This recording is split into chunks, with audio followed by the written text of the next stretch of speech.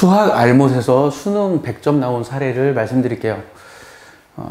대략 10년 전 이야기입니다.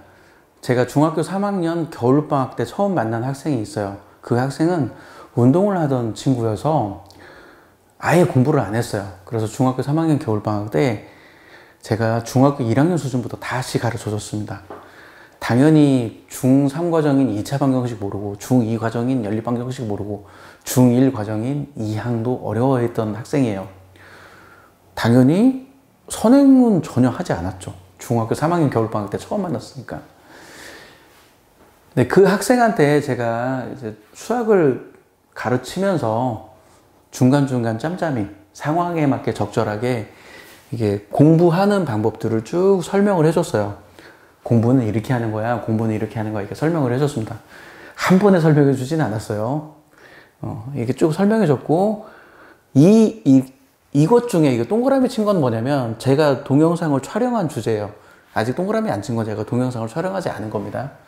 그래서 이렇게 동영상을 촬영한 주제도 있고, 촬영하지 않은 주제도 있는데, 이건 뭐 나중에 또 틈나는 대로 촬영을 할 계획이긴 해요. 뭐 아무튼, 제가 그 학생에게 요렇게 공부해라 라고 가르쳐줘서 그 학생이 뭐 결국은 수능 100점 나왔어요. 선행학습 안 한 상태에서. 그래서 이거에 대해서 조금 더 얘기를 해주려고 합니다. 일단 제가 학생에게 뭐라고 얘기했냐면 양치기 금지라고 얘기했어요. 수학 공부하면 학생들이 보통 문제를 푸는 걸 생각하는데 제가 문제를 풀지 말라고 그랬거든요. 그렇다고 해서 문제를 절대 풀지 말라 뭐 그런 건 아니에요.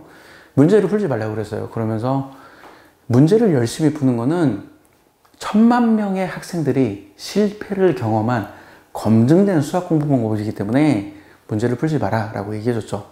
저는 뭐라고 얘기해줬냐면 정의, 정리, 증명, 예제를 익히는데 전체 수학 공부 시간의 90%를 쓰고 문제를 푸는데 전체 수학 공부 시간의 10%를 써라. 저는 그렇게 얘기를 했어요. 물론 그렇다고 해서 스톱워치로 재서 막 이렇게 시간 분배를 하라는 뜻은 아닙니다. 그냥 그런 마음가짐으로 하라고요. 내가 수학 공부에 거의 모든 시간을 여기다 쏟아야겠구나. 여기다는 쏟으면 안 되겠구나.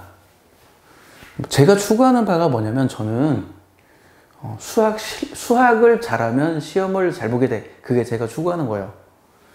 수학을 잘하지도 못하면서 시험을 잘 본다고? 말도 안 되지. 수학을 잘하면 시험을 잘 보게 돼. 수학을 잘하면 시험을 잘 보게 돼. 당연히 시험 보기 전에 시험 대비로 문제 푸는 연습은 해야 하니까 문제는 풀긴 풀어야 한다. 하지만 수학 공부하는데 수학 실력을 향상시키는데 시간 투자를 많이 해라. 그렇게 얘기를 했죠. 그리고 시험이 무엇인지를 얘기해 줬어요. 시험은 암기력 테스트가 아니다. 많은 사람들이 시험은 암기력 테스트라고 생각해요. 내가 얼마나 책에 있는 지식을 많이 머릿속에 집어넣는지를 테스트하는 게 시험이라고 생각하는데 아니에요. 시험은 내 머릿속에 있는 지식을 얼마나 잘 끄집어내느냐를 테스트하는 거예요. 시험은 인출 능력을 테스트하는 겁니다.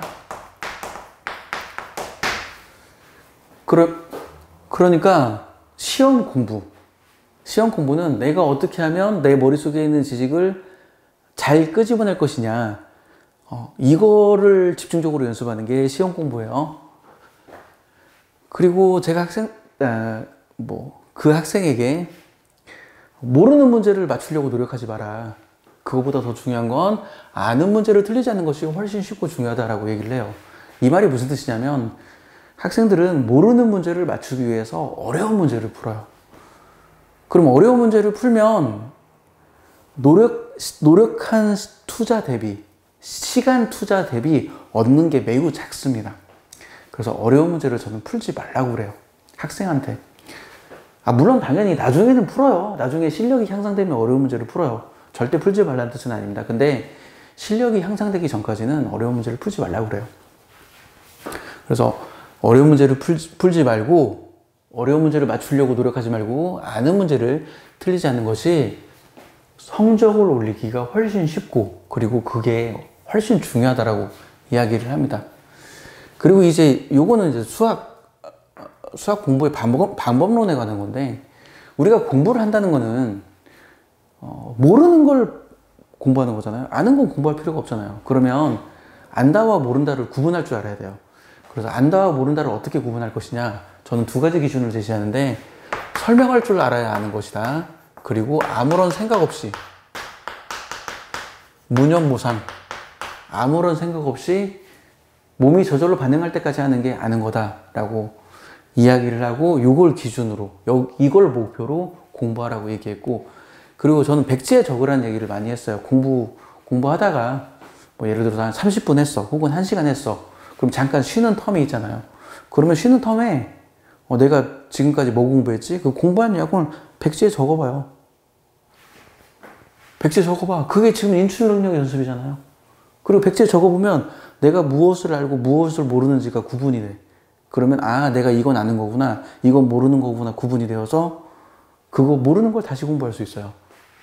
그리고 시험 보기 전 공부도, 예를 들어서 시험 보기 한 일주일 전이다. 그러면 그 책에 있는 목차를 보고, 그냥 적으라고 하면 좀 어렵기 때문에 책에 있는 목차를 보고 백지에 적어보라고 그래요. 2차 방정식 단원에서 이런 거 있었지.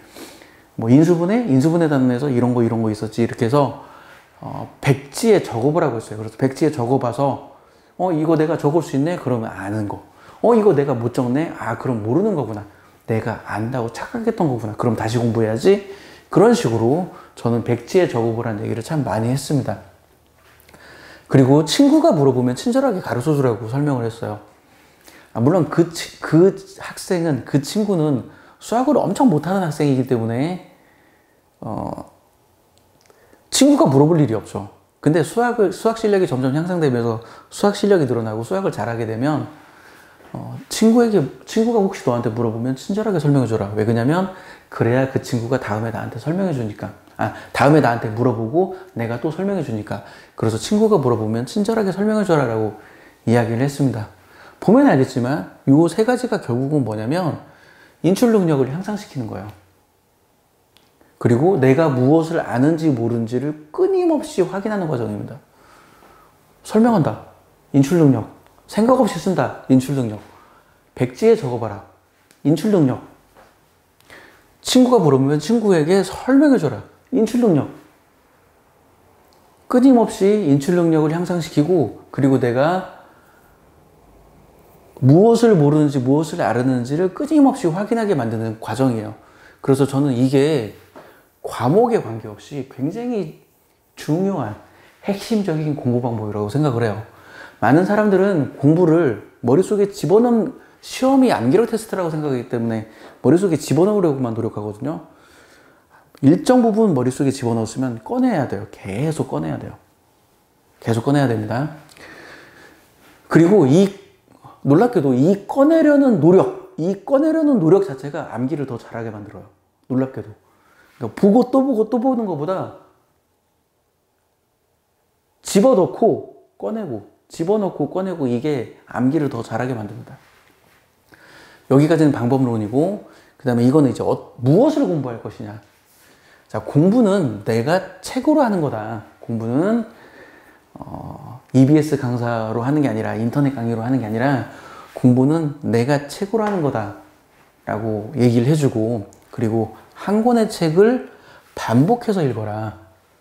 위편 3절이라는 고사성어를 얘기해 주면서 위편 3절 할 때까지, 위편이 3번 끊어질 때까지 반복해서 읽어라. 그럼 그 한 권의 책은 뭔데? 교과서 강추. 진짜예요. 저는 교과서 강추예요. 제가 강사 초창기 때는 교과서로 수업을 했었습니다. 강사 초창기 때는. 그게 가장 좋은 책이니까. 근데 교과서로 수업하니까 제 수업을 안 듣더라고요. 그래서 문제집을 하기 시작했죠. 아무튼 뭐 그래요. 그리고 교과서를 볼 때 무엇을 집중해서 봐야 하냐?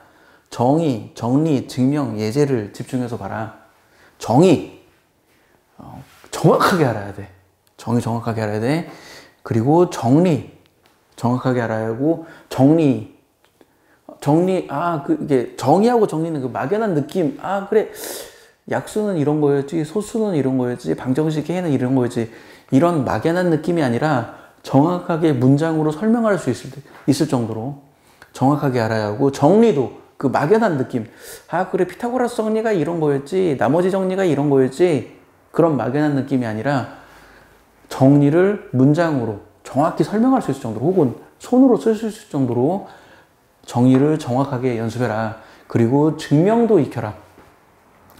제가, 어떤 사람은 증명을 익히지 말라는 사람도 있어요. 근데 저는 증명을 익히라고 합니다. 반드시 익히라고 그래요. 왜 그러냐면 증명은 문제풀이 아이디어로 사용돼요. 제 말이 믿어지지 않겠지만 증명은 문제풀이 아이디어로 사용됩니다. 그래서 예를 들어서 피타고라스 정리의 증명을 익히잖아요. 그럼 피타고라스 정리에 관련된 어지간한 문제는 그냥 바로 풀 수 있어요. 아, 이거 피타고라스 정리 증명하는 거 그대로 이용하면 되겠네? 그래서 그냥 바로 풀 수 있어요. 나머지 정리를 익히잖아요. 증명을 익히잖아요. 그러면 뭐 어지간한 나머지 정리를 이용하는 문제는 보고 바로 풀 수 있어요. 아, 이거 나머지 정리 증명하는 거 그냥 그 과정 그대로 흉내내서 풀면 되겠네? 바로 증명할 수 있어요. 이거는 경험해보지 않은 사람은 몰라요. 저는 중고등학교 시절에 교과서에 나와 있는 대부분의 증명을 할 수 있었어요. 뭐 극한의 성질 이런 것들은 고등학교에 증명이 안 나오니까 그건 내가 할 줄 몰랐지만 교과서에 나와 있는 대부분의 증명은 제가 다 따라하고 반복을 했어요. 저 같은 사람이 드물어요. 별종이죠. 근데 그렇게 해보면 알아요. 이 문제? 그냥 증명 그대로 그냥 흉내내서 풀면 답 나오겠네? 그게 보여요. 근데 증명을 할 줄 모르는 사람은 이거 증명 그대로 흉내내면 되겠네. 그게 절대 안 보이죠. 그리고 문제를 케이스 바이 케이스로 유형별로 따로 배워요. 그렇게 하면 공부의 양이 많아질 뿐만 아니라 응용력도 낮아지고 이거 뭐 전형적인 문제네? 이 생각도 못해요. 내가 봤을 때는 증명을 이용한 전형적인 문제인데 학생들은 그게 증명을 이용한 전형적인 문제인지를 몰라요. 그래서 증명을 익혀라. 그리고 예제를 익혀라. 보통 사람들 예제 거들떠도 보지 않잖아요. 저는 예제를 익히라고 합니다. 예제를 보고 백지에 적어봐. 풀이를 적어봐. 그리고 내 풀이와 예제에 있는 풀이가 똑같아지는 걸 목표로, 코멘트 하나 안 틀리고 똑같아지는 것을 목표로, 현실적으로는 불가능하지만 그걸 목표로 예제의 문제를 풀어라 라고 저는 얘기를 해요. 그리고 예제의 문제를 푸는 게 그렇게 예제를 푸는 게 중요한 이유가 그렇게 해야 서술형 주관식 답안 작성을 할 수 있어요. 그리고 그렇게 해야 논술 전형을 빨리 배웁니다. 그러지 않으면 논술 전형을 늦게 배워요. 그래서 예제 풀이를 그대로 흉내낼 수 있을 정도로 연습을 해둬라 라고 저는 얘기를 하고, 그리고 6번 반복하면 더 이상 잊어버리지 않는다고 얘기해요. 6번 반복하면 장기 기억으로 들어가서 더 이상 잊지 않는다 라고 얘기를 합니다. 그래서 뭐 우리가 공부하다가 잊어먹고 공부하다가 잊어먹고 공부하다가 잊어먹고 하잖아요. 나 4번이나 공부했는데 잊어버렸네. 내가 머리가 나쁜가 봐. 난 돌머리인가 봐. 나는 공부에 재능이 없나 봐. 나는 수학에 재능이 없나 봐. 이렇게 생각하지 말고 6번만 가면 더 이상 잊어버리지 않으니까 6번 반복해서 공부해라 라고 저는 이야기를 합니다. 이제 이 친구가 저한테 이렇게 배우고 이제 겨울방학 동안 중학교 1, 2, 3학년 과정을 배운 거죠. 그리고 3월에 전국연합학력평가 수능 모의고사를 보고 80점 정도 나왔어요. 제가 정확한 숫자는 기억이 안 나는데 80점 정도 나왔어요. 그러더니 본인 스스로 자신감을 갖더라고요. 아, 공부는 이렇게 하는구나. 본인 스스로 자신감을 가져요. 그리고 중간고사, 첫 번째 중간고사, 고등학교 1학년 첫 번째 중간고사를 봤는데 2문제 틀려서 92점 나왔습니다. 그리고 나중에 이 친구가 이제 수능 100점 맞고 저한테 이제 전화를 했어요. 선생님 덕에 100점 맞았어요. 이렇게 전화가 왔어요. 아, 그래, 고맙다. 나한테 이렇게 연락해줘서 고맙고, 전화해줘서 고맙다. 그랬더니 그 친구가 하는 말이, 이게 다 선생님이 가르쳐준 방법대로 제가 공부해서 이런 결과를 얻었습니다. 정말 제가 선생님한테 배운 것을 정말 고맙게 생각합니다라고 얘기하더라고요. 그래서 제가 물어봤죠. 그렇게 말해줘서 고맙다라고 얘기하고, 그리고 물어봤어요. 너는 내가 설명해줬던 공부법 중에 무엇이 가장 기억에 남았니? 무엇이 가장 효과가 좋은 것 같았니? 라고 물어봤어요. 그러더니 그 친구가 저한테 했던 말이 뭐였냐면, 백지에 적어라가 가장 효과가 좋았다고 얘기했습니다. 백지에 적어라. 뭐 저는 그 친구를 처음 봤을 때 좀 뭔가 이렇게 느낌이 왔어요. 아, 이 친구는 지금 베이스는 하나도 없지만, 기초는 하나도 없지만 이 친구는 잘할 것 같다는 느낌이 왔어요. 왜 느낌이 왔냐면 제가 이렇게 얘기했거든요. 정의, 정리, 증명, 예제가 그 기초 실력이다 라고 얘기를 했어요. 이것이 기초 실력이 갖춰지지 않으면 다른 걸 아무것도 할 수 없다라고 얘기를 했는데, 그 친구는 운동을 했던 친구여서 그런지 이 말을 알아듣더라고요. 그래서 이 기본적인 걸 연습하려고 무지 노력을 많이 했었어요. 비유를 말하면 농구에서 프로 농구 선수들도 자유투 연습하잖아요. 프로 야구 선수들도 배팅 연습하잖아요. 그런 거에 해당한다고 저는 얘기해줬어요. 그런 거에 해당한다. 특히 예제는 그 자세를 찍은 사진. 배팅할 때 야구 배트는 이렇게 잡는 거야 라고 자세를 찍은 사진. 농구 슛할 때 농구 슛은 이렇게 하는 거야. 자세를 찍은 사진. 그거에 제가 예제를 비유했어요. 그러니까 자세를 찍은 사진을 보고 그대로 흉내내는 것처럼 예제를 보고 그대로 흉내내라고 얘기를 해줬죠. 이 말을 알아듣더라고요. 다른 애들은 못 알아듣는데 이 말을 알아듣더라고요.